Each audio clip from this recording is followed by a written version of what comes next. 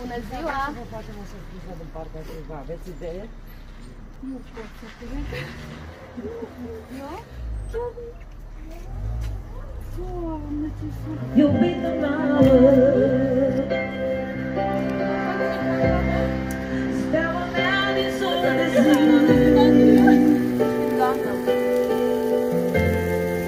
fără tine mi-este teamă că planetă s-a răcit.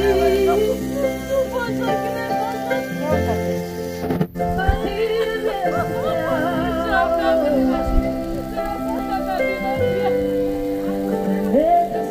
Haideți, doamnă!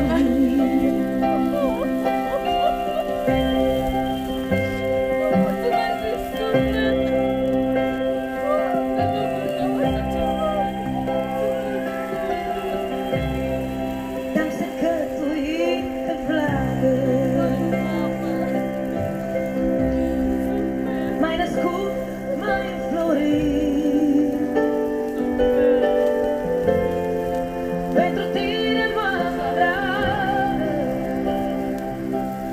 Credeam așa ceva!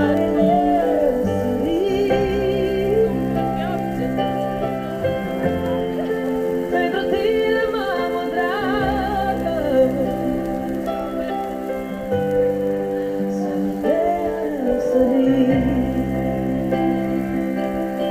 Urul, mama, mulțumesc mult de tot! Să fiți sănătoasă, doamna, la mulți ani. Mulțumesc! Avem și un mesaj. Și asta e o surpriză din partea noastră în ziua mamei. Auzi, dar tortul ăla n-avea și eu cupiuță? Avea, da, pe nu, că avem și cutia. Dragă mamă, Ia mamița, sper să te bucuri din toată inima de surpriza mea. Vreau să încep prin a spune că te iubesc foarte mult și urăsc că distanța ne desparte. Pe lângă un la mulți ani, mami, îți voi spune din nou că ești cea mai puternică, cea mai curajoasă și cea mai răbdătoare mamă. Îmi doresc mult ca îngerul păzitor să aibă grijă de tine, așa cum ai tu de noi.